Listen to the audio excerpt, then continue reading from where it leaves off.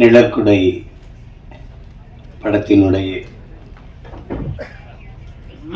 பாடல் வெளியீட்டு விழாவிற்கு வந்திருக்கிற என்னுடைய பேரன்பிற்கும் பெருமதிப்பிற்கும் உரிய பெருமக்கள்,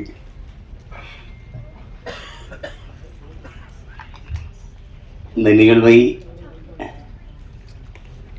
உலகெங்கும் வாழ்கிற உறவுகளுக்கு கொண்டு போய் சேர்க்க இருக்கிற அச்சு ஊடக, காட்சி ஊடக என் அன்பு உறவுகள், இவ்வளவு நேராகியும் இன்னும் அரங்கை நிறைத்து அமர்ந்திருக்கிற என் அன்புக்கினிய சொந்தங்கள் அனைவருக்கும் என்னுடைய அன்பும் வணக்கமும். இங்கே எல்லாரும் குறிப்பிடும்போது நான் ரொம்ப நேரம் காத்திருக்கிறேன்னு இல்லை. இந்த நிகழ்வு எங்கள் குடும்ப நிகழ்வு. நீங்கள்லாம் இந்த நிகழ்வில் இவ்வளோ நேரம் பங்கேற்று காத்திருக்கிறதுக்கு நான் தான் உங்கள் எல்லாருக்கும் அன்பையும் நன்றியும் சொல்ல கடமைப்பட்டேன். வரும்போது என்னை வரவேற்க கூட தேவயானி அவர்கள் சொன்னாங்க, நீங்கள் வந்ததுக்கு ரொம்ப நன்றின்னு. இல்லை, எங்கள் படத்தில் நீங்கள் நடித்ததுக்கு ரொம்ப நன்றின்னு நான் சொன்னேன். ஏன்னா இது நாங்களோட குடும்ப படம்னு நினச்சி, எங்கள் குடும்ப படம்னு. கடைசியாக தான் கதாநாயகனாக நடித்த தம்பி விஜித்துக்கும் குடும்ப படம்னு தெரியுது. ஏன்னா அவருடைய பொண்ணு பாப்பாவும் நடிச்சிருக்காங்க. இது அது என்னுடைய அண்ணன் அதிகமாக. இப்போ நாங்கள் எல்லாம் ஒரு குடும்பம். இப்போ நாங்கள் ஒன்றா இருந்து பயிற்சி எடுத்து வந்தவங்க. நான், என்னுடைய மைத்துனர் ராஜா, அதை சிவா ஆறுமுகம் எல்லாம். அப்போ கூப்பிடும்போது நம்ம இது எனக்கு உண்மையிலே தெரியாது தேவயானியவர்கள் இதில் நடிச்சிருக்காங்கன்ட்டு. வந்துக்கிட்டு இருக்கும்போது ஒரே சூரட்டியாக இருந்தது. ஏதோ நிழற்குடைன்னு இப்போ இது புதுசாக படம் வருது போல இருக்குது. தேவயானி நடிச்சிருக்காங்க. இங்கே வந்து பார்த்தா தான் இது நம்ம படம், அதில் அவங்க நடிச்சிருக்காங்கன்னு எனக்கு தெரிஞ்சது. அப்போ ரொம்ப மகிழ்ச்சியாக இருந்தது. தேவயானி அவர்களுக்கு ஒரு இங்கே பேசி எல்லாரும் சொன்னாங்க, இவங்க நடித்தா நல்ல கதை இருக்கும், நல்ல படமாக இருக்கும்ன்ட்டு ஒரு மதிப்பு இருக்குது சிலருக்கு. முன்னாடிலாம் அம்மா கே.ஆர். விஜயா அவர்கள், அதுக்கப்புறம் எங்கள் அக்கா ரேவதி போன்றவர்கள் இப்போதைக்கு தேவயானி இவங்க நடித்தா நல்ல படத்தில் தான் நடிப்பாங்க அப்படின்னு ஒரு மக்கள்கிட்ட ஒரு கருத்து பதிவு இருக்கு. அது காரணம் அவங்க தேர்வு செய்து நடித்த கதாபாத்திரங்கள். முதல்ல அவங்க அறிமுகமானது எங்கள் அண்ணன் மூலமாக. அவங்க தொட்டாச்சி நீங்கி, பிறகு அண்ணனே எடுத்த சொர்ணமுகி, அதில் ரொம்ப நல்ல கனமான கதாபாத்திரம். அப்புறம் உங்களுக்கு தெரியும் காதல் கோட்டை, அது இந்திய விருதை பெற்ற சிறந்த படங்கள் அது ஒன்று. அதுக்கப்புறம் சூரிய வம்சம். அவங்களுக்கு சொல்லிக்கொள்ளுற மாதிரி ஒரு ஒவ்வொரு காலகட்டத்திலையும் ஒரு படம் பதிவாயிருக்கு. அவங்க எந்த காலத்திலையும் தன்னுடைய பேரை கெடுத்துக்கல. ஏதோ காசுக்காக ஏதோ வந்த கதையெல்லாம் ஒத்துக்கிட்டு நடித்தோம் அப்படின்னு இல்லாமல் அந்த நற்பெயர் தான் அவங்கள 30 வருஷம் கழித்து மறுபடியும் இவர் கதாநாயகியாக நடிக்கிற அளவுக்கு உயர்த்தி இருக்குன்னா அது காரணம் அதுதான். அது எல்லாருக்கும் வாய்க்க பெறாது, அவங்களுக்கு வாய்க்க பெற்றிருக்கிறது. அது ஒரு பெரிய பெருமைக்குரிய நிகழ்வு.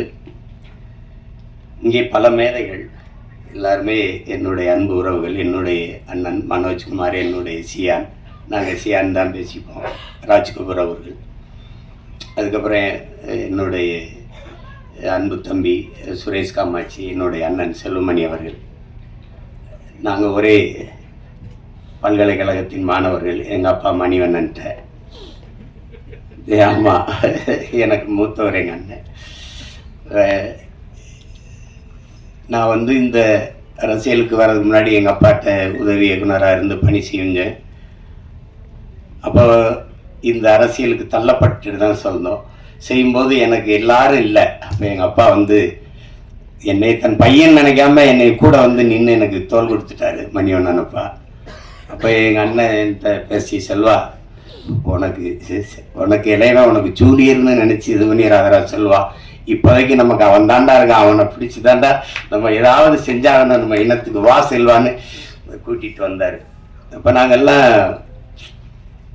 இது எப்படி சொல்கிறதுன்னா, குடும்ப உறவோட கொள்கை உறவாக இணைந்தவர்கள் நாங்கள் அண்ணன் தம்பிகள் எல்லாம். அப்படி என்னுடைய அண்ணன் சிவா எனக்கு ரொம்ப என் மேலே ரொம்ப அன்பு. எனக்கு இன்னைக்கு வரைக்கும் ஒரு குற்ற உணர்வு. நானும் எங்கள் அண்ணனும் இணைஞ்சு பணி செய்யும்போது அதை ஒரு சிறந்த படமாக, வெற்றி படமாக தர முடியல. என்னால் அதுக்கு இன்னைக்கு வரைக்கும் எனக்கு ஒரு குற்ற உணர்வு இருக்குது. கதை சொல்லும்போது அவருக்கு தம்பிக்கு அடுத்த படம் பகலவன் தான் எடுக்கிறதா இருந்தது. அவருக்கும் அது விருப்பம், அப்போ எனக்கு அது விருப்பம். ஆனால் என்னுடைய தம்பி மாதவன் அதை ஒத்துக்கலை. அது காரணம் ரொம்ப கடினமாக இருந்துச்சு. தம்பி படத்தில் அவரை ரொம்ப நான் கஷ்டப்படுத்திட்டேன். கையெடுத்து கும்பிட்டா அப்படி மறுபடியும் அண்ணா வேணான்னா அப்படின்னு ஒரு கொஞ்சம் இடைவெளி கொடுங்கன்ட்டாரு. இந்த கதையில் நடிக்கணும்னாரு. நான் என்ன சரி எடுப்போன்னு எடுத்தேன். தமிழ்லேயே கொஞ்சம் உரையாடல் எழுதிட்டேன். தம்பியில் ஒரு 90 விழுக்காடு தமிழில் இருந்தது. அது வெற்றி அடைஞ்சிருச்சு. அப்புறம் இதில் முழுக்க தமிழ்லேயே உரையாடல் எழுதுனேன். அதில் என்ன பார்த்தீங்கன்னா, ஐ லவ் யூ என்று வர வேண்டிய இடங்களிலெல்லாம் நேசிக்கிறேன் நேசிக்கிறேன் என்று வருவது நெருடலாக இருக்கிறது என்று விமர்சனம் எழுதியிருந்தாங்க. எனக்கு என்ன செய்யறது தெரியல. என்னுடைய அண்ணன் காசி ஆனந்தன், அவர் உணர்ச்சி பாவலர், ஈழத்து பாவேந்தன், அவர்கிட்ட போய் பேசிக்கிட்டே இருந்தேன். அவர்கிட்ட சொன்ன வருத்தமாக இப்படி எழுதியிருக்காங்க. நான் அன்பை கூட தாய்மொழியில் பரிமாற தெரியாத ஒரு இனம் இருந்தா என்ன, செத்தா என்ன, போட அப்படின்ட்டாரு.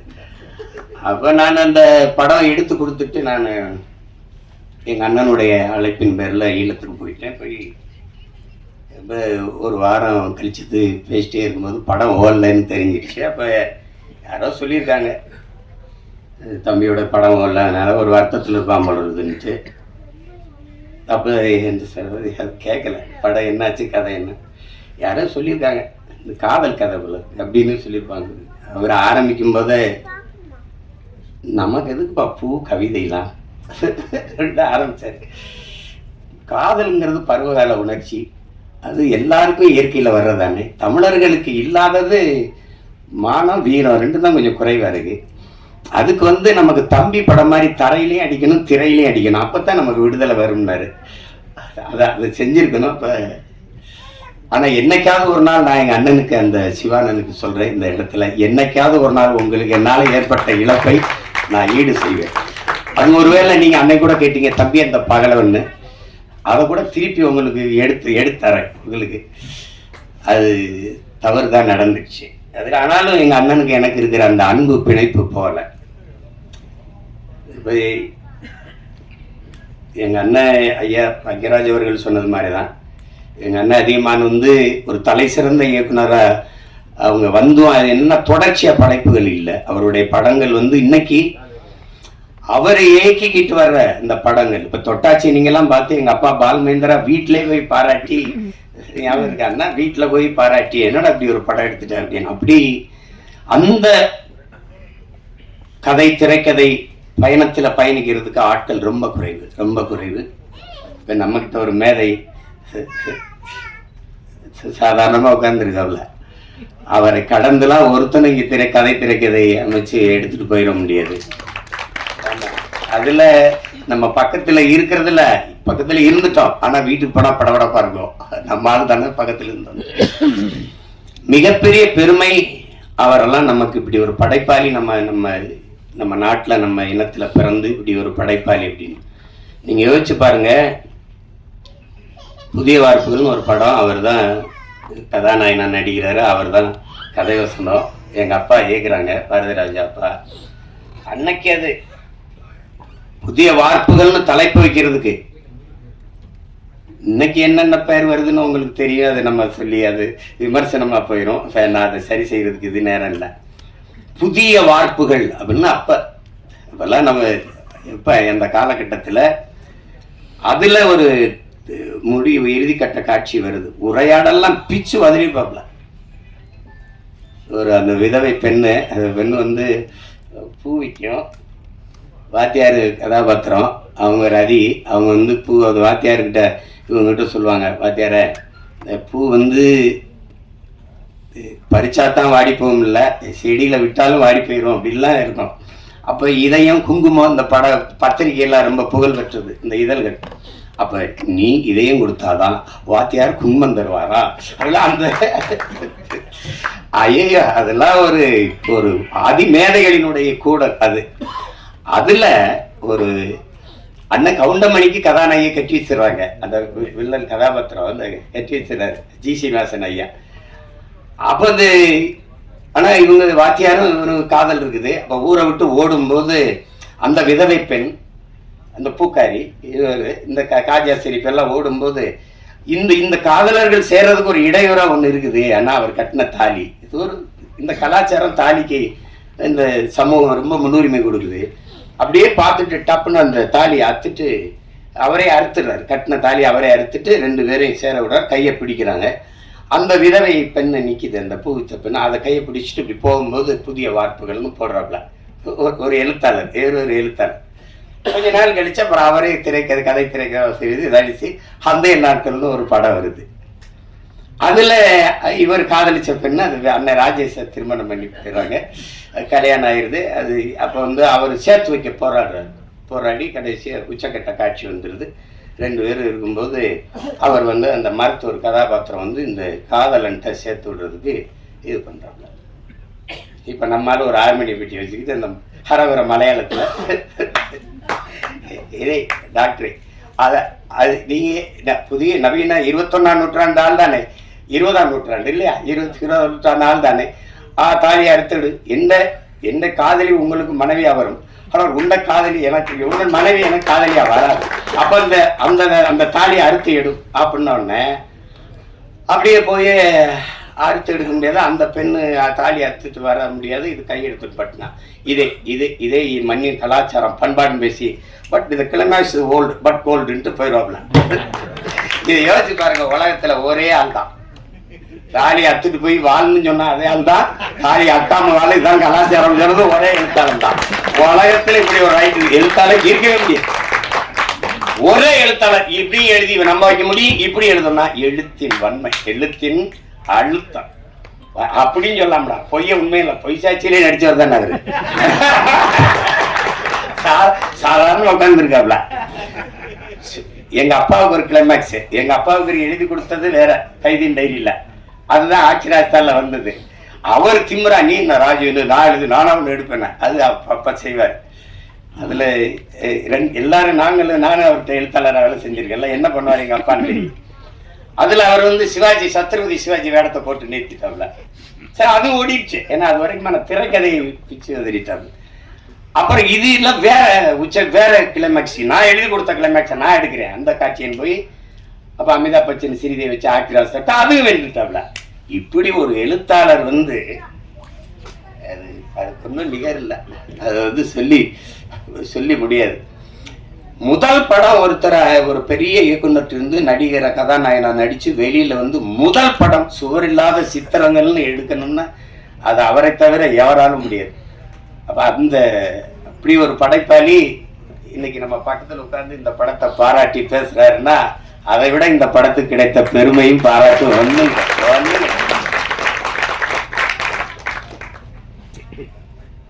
ஒரு குடும்ப பாங்கான படத்தை எடுத்து அதை தரமான வெற்றியடை வைக்க முடியும். எளிய கதாபாத்திரங்களை வைத்துனா அது அவரால் தான்.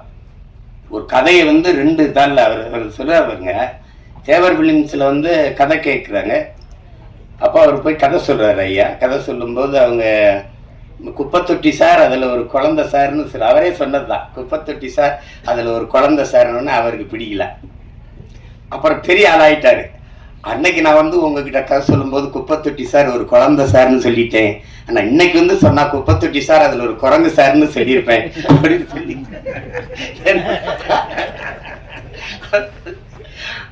அது ரொம்ப சாதாரண கதை. ஒரு வாத்தியார் கை குழந்தையோட ஊருக்குள்ள வரான்னு முந்தானை முடிச்சு ஒரு படத்தை எடுத்து அப்போ எங்கள் ஊரில் பரமக்குடியில் எங்கள் அண்ணனுக்கு தெரியும், ராமநாதபுரத்தில் தான் வெளியிட்டு ரிலீஸ். பரமக்குடியில் 2வது தரம் தான் வரும். அப்போ ஜெகனில் எங்கள் அண்ணங்கள்லாம் நாங்கள் படிச்சிருக்கோம். எங்கள் அண்ணங்கள்லாம் சைக்கிள் வச்சுருப்பாங்க. அவருக்கு படத்தை போய் பார்த்து வந்துட்டு ஒரே புலம்பல், தம்பி பாக்கியராஜன் ஒருத்தன்டா எந்த குறையும் இல்லாமல் இருக்கா பயங்கர படம், முந்தானை முடிச்சுன்னு ஒரு படம்னா அவங்க ரொம்ப இதில் நம்மள இந்த காலத்தில் போய் பார்க்க. ஏன்னா நாங்கள் மறுபடியும் 2வது வெளியீடு வந்தால் தான் பார்க்க முடியும். அப்படி பல படைப்புகளை தந்து இன்றைக்கு அமைதியாக உட்காந்துருக்கல. அவர் நம்ம கூட இருக்கிறாருங்கிறது திரை உலகில் அது ஒரு மைல்கல். KS கோபாலகிருஷ்ணன் ஒரு மைல்கல்னா அது ஒரு மைல்கல். பாக்கியராஜ், பாரதி ராஜா, மகேந்திரன், பாலு மகேந்திரன்லாம் அது ஒரு பல்கலைக்கழகங்கள். அப்படி ஒரு பெருமைக்குரிய கலைஞர் நம்மளோட இருந்து இந்த படத்தை வாழ்த்துறாருங்கிறத விட பெருமை வேற என்ன இருக்குது சொல்லுங்க. அதுக்கப்புறம் இங்கே இருக்கிற என்னுடைய தம்பி பேரரசு, அவன் தொடர்ச்சியாக வெற்றி படங்களாக கொடுத்தான். அவங்க வருங்க கூட சொன்னாங்க, எல்லா ஊரையும் அறிமுகப்படுத்தினது அவன் தான் என் தம்பி. அதுக்கப்புறம் என் தம்பி ரவிமரியா இருந்தான். கதாநாயகனாக நடித்த விஜித்தை எனக்கு ரொம்ப தெரியும். ரொம்ப என்னுடைய தம்பி என் தம்பி தமிழ் குமரன். நாங்கள் ஒரே குடும்பம். தமிழும் நான் ஒரு தாயின் வயிற்றில் பிறக்கலை ஒளியே. ஏன் பிறக்கலைன்னா, ஒரு தாயின் வயிறு தாங்காதுன்னு தனித்தனி தாய்க்கு பிறந்தோம். அப்படி ஒரு அண்ணன் தம்பி நாங்கள். அந்த எங்கள் குடும்பத்தில் விஜித் ஒருத்தர். அது விஜித் தான் அதில் நடிச்சிருக்கான்னு எனக்கு உண்மையிலே தெரியாது. வந்தவொடனே கிட்ட நான் தானே கதாநாயகன் நடிச்சிருக்கேன், என்னப்பா சொல்கிற அப்படி. எல்லாமே ஒரு வியப்பாக இருந்துச்சு எனக்கு. எல்லாம் ரொம்ப மகிழ்ச்சியாக இருந்தது. அதில் அவர் நல்லா வரணும். இந்த படத்தை பார்க்கும்போது, நான் படம் பார்க்க நேற்று அழைக்கும் போது எனக்கு நேரம் ஒத்து வரலை, கிடைக்கல. இது இப்போ அதனால் நான் படத்தை முதல்ல பாட்டை போட்டு காட்டு அதை வச்சு பேசிடுறேன்னு. எங்கள் அண்ணன் செல்லுமணி இவங்கெல்லாம் குறிப்பிட்டு பேசுன மாதிரி அது ஒளிப்பதிவு செய்த நம்ம குருதேவ் அவர் வணங்கான்லேயே ரொம்ப சிறப்பாக பண்ணியிருந்தார். ரொம்ப அருமையான ஒளிப்பதிவு. அப்போ இந்த இசை இப்படி ஒரு படத்துக்கு, இப்போ ஒரு பெரிய ஆடல் பாடல் படம், அடிதடி படம்னா சமாளிச்சிடலாம். குடும்ப கதைகளுக்கு மென்னுணர்வை நகர்த்துற படங்களுக்கு இசையமைக்கிறதுங்கிறது ரொம்ப கடினம். அதை ஒரு இளைய பிள்ளை நவீன் பாலகுமார் செஞ்சிருக்காருங்கிறது ரொம்ப பாராட்டுக்குரியது. அது மனதில் நிற்கிறது போல மெல்லிய இசையால் வருடனுங்கிறது ரொம்ப கடினம். இசைங்கிறது இப்போ ஒலிகளின் குவியல் தான். இந்த ஒலி செவியில் போய் நின்றுச்சுன்னா அது இல்லை, அது உள்ளே போய் இதயத்தை வருடிடுச்சுன்னா அது இசையாயிருது. அப்படி ஒரு இசையை தந்த ஒரு இளவல், அவருக்கு என்னுடைய அன்பும் வாழ்த்துக்களும். பாடல் வரிகளை தந்த அவங்க ஒரு பெண்மகள். ரொம்ப நாளைக்கு அப்புறம் ஒரு பெண் கவிஞராக வர்றதை நம்ம பார்க்கும்போது ரொம்ப பெருமையாக இருக்குது. உங்களுக்கு பெரிய இடம் காத்திருக்குது. நல்ல வரிகளை அழகாக எங்கள் அண்ணன் அவ்வளவு நினைவில் வச்சு எங்கள் அண்ணன் மனோஜ்குமார் அவர்கள் சொல்லிட்டாங்க. ஆமாம், நரேன் பாலகுமார் சொன்னேன். நரேன் பாலகுமார் அவர்கள் நல்லா செஞ்சுருக்கீங்க. வாழ்த்துக்கள். நாங்கள்லாம் திரையுலகிலேருந்து வந்திருக்கோம். எங்களுடைய மேட்டூர் சட்டமன்ற உறுப்பினர் அவர் எங்களுடைய அன்புக்காக இந்த விழாவுக்கு வந்திருக்கிறார். அப்புறம் கதாநாயக நடித்த கண்மணி அவர்கள், அவங்களுக்கு நல்ல வாய்ப்பு இந்த படத்தில். விஜித்தும் அவருடைய பங்களிப்பும் பெருமைக்குரியது. இது எல்லாத்தையும் விட மிகுந்த பாராட்டுக்கும் நன்றிக்கும் உரியவர். இது மக்களிடத்தில் கொண்டு போய் சேர்க்கிற பெரும் பணியை செய்ய இருக்கிற என் அன்பிற்குரிய தம்பி யுவராஜ் அவர்கள் தான். அவருக்கு தான் இது ரொம்ப. உங்களுக்கு தான் என்னுடைய நன்றியும் அன்பும் வாழ்த்துக்கள். உறுதியாக வெல்லும் படம் வெல்லுதில்லை. பெரிய படம் சின்ன படம்லாம் ஒன்றும் இல்லை. அண்மையில் நான் கோர்ட்டுன்னு ஒரு படம், தெலுங்கு படம், இரவில் 2 மணி நேரம் கொஞ்சம் மண்டை அழுத்தமாக இருந்த தூக்கலைன்னு கொஞ்சம் பார்ப்பேன். ஒரு யாராவது சொல்லி அண்ணன் இந்த படத்தை பாருங்கன்னா கொஞ்சம் பார்த்து தூங்குறது. ஆனால் அந்த படத்தை போட்டேன், தூங்கவே முடியல. கோர்ட்டுன்னு ஒரு படம், இது தமிழ் பதிப்பு பார்த்தேன். சின்ன படம் 6 கோடிக்கு எடுத்தாங்களாம். நான் பார்க்குற போது எனக்கு சொன்னாங்க 60 கோடி வசூலிச்சிருக்குண்ணே அப்படின்ட்டு. அப்போ இவங்க சொன்ன மாதிரி பெரிய படம் சின்ன படம்லாம் ஒன்றும் அளவு இல்லை. ஓடுற படம் ஓடாத படம் தான். இப்போ என்னுடைய தம்பி நம்ம ஜேஎஸ்கே எடுத்திருக்க ஃபயர்னு ஒரு படம், அன்னைக்கு எங்கள் அண்ணங்கள்லாம் சொன்னாங்கன்னு பார்த்தேன். ரொம்ப குறைந்த முதலீடு, ரொம்ப நல்ல லாபம் அடைஞ்சிருச்சு. அதனால மிகப்பெரிய நட்சத்திரங்கள் நடித்த படமும் தோத்துருக்குது. சாதாரண படங்கள்லாம் வென்றுருக்குது. அதனால நம்ம படம் வெல்லும், நீங்க ஒன்றும் யோசிக்காதீங்க. திரையரங்கில் சின்ன படத்துக்கு முக்கியத்துவம் கொடுக்கணும் அப்படின்னு. இன்னைக்கு சூழல் சரியில்லை, நமக்கு ஒரு சூழல் வருது. பெரிய பெரிய வளாகங்கள்ல சின்ன படங்களுக்கு முன்னுரிமை கொடுக்கணும்னு சட்டம் வரும். அது வரும், காலம் வரும் என்று நம்ம காத்திருக்கிறது இல்லை. நமக்கான காலத்தை நாம உருவாக்கணும். அப்படி ஒரு காலத்தை உருவாக்கிக்கிட்டு இருக்கோம். நீங்க சொன்ன இந்த மேல 90க்கு போயிடணும் அப்படின்னா இல்லை. 2026லயே நம்ம அந்த 90 காலத்தை மறுபடியும் உருவாக்க முடியும். அதெல்லாம் ஒண்ணு அவ்வளவுதான், எதுவும் கிடையாது. எதுவும் முற்று கிடையாது. ஒரு வாக்கியம் முற்று பெறும்போது இன்னொரு வாக்கியம் தொடங்குது. நீங்க புள்ளி வச்சா இன்னொரு வாக்கியம் தொடங்குது. அதனால அதெல்லாம் நினைச்சு இது பண்ணிடாதீங்க. நாங்கெல்லாம் திரைத்துறை எப்படி சொல்றது, உயிரை விட மேகலாம் நேசிச்சவங்க. நாங்கெல்லாம் படுக்க இடமில்லாம ஏவிஎம் சுடுகாட்டில் படுத்து கிடந்தவங்கன்னா அப்போ எவ்வளோ காதலிச்சிருக்கோம்னு பாருங்க. பல இரவுகள் பட்டினி கிடந்திருக்கோம், பல இரவுகள். அவ்வளவு அன்பு காதல் இந்த திரைத்துறை மேலே. அப்போ இது அவளை அழிய விட்டுற முடியாது. ஆனால் எங்கள் அண்ணன் செல்வமணி அவர்கள் நான் ஒரு மேடையில் பேசினதுன்னு சொல்கிறாங்க, குறிப்பிடுறாங்க, விவசாயியும் திரைப்பட தயாரிப்பாளரும் ஒரே நிலையில் நிற்கிறாங்க. அவங்க விளை வச்ச அவங்க தயாரித்த பொருளுக்கான விலையை அவங்க தீர்மானிக்க முடியல. தீர்மானிக்கிற காலத்தை நம்ம உருவாக்கணும். அப்போ தான் வேளாண்மை செழிக்கும், திரைக்கலையும் செழிக்கும். அது காரணம் ஒற்றுமை இல்லாததுனால தான். இன்னைக்கு எழுத்தாளர் சங்கத்தில் நம்ம ஐயாவும் தொழிலாளர் சங்கத்தில் எங்கள் அண்ணன் போன்ற தளபதிகள் இருக்கிறதுனால ஒரு பாதுகாப்பு இருக்கு. பத்தலை, எல்லாத்தையும் சரி செய்ய நினைக்கிறோம். இதை சரி செய்யாமல் விட்டுருவோமா என்ன? அதுக்கு ஒரு காலம் வரும். ஆனால் இதில் என்னுடைய மைத்துனர் சிவா ஆறுமுகம், அவர் ராஜான்னு நாங்கள் அழைப்போம். அவருடைய செல்லமாக அழைக்கிற பேர். நாங்கள் ஒரே குடும்பமாக வந்தவர், கடுமையான உழைப்பாளி. என்ன இருந்தாலும் அந்த நேசித்து வந்த திரைத்துறையை விட்டு வெளியேறலை. அது ஒரு பெரிய அதுக்கு அவருக்கு பெரிய பாராட்டு. சிலர் விட்டுட்டு போயிடுவாங்க, ஆனால் விடலை. அப்போ படம் எடுக்க ஆள் இல்லை, சரி நம்மளே எடுப்போம். அதெல்லாம் அது ஒரு போர் தான். அது அப்படிதான் சொல்லணும். அது ஒரு தவம்னு தான் சொல்லணும். புலம்பிக்கிட்டு நிற்கலை, யாரும் வரல, யாரும் எடுக்கலை, இது அப்படிலாம் இல்லை. ஒரு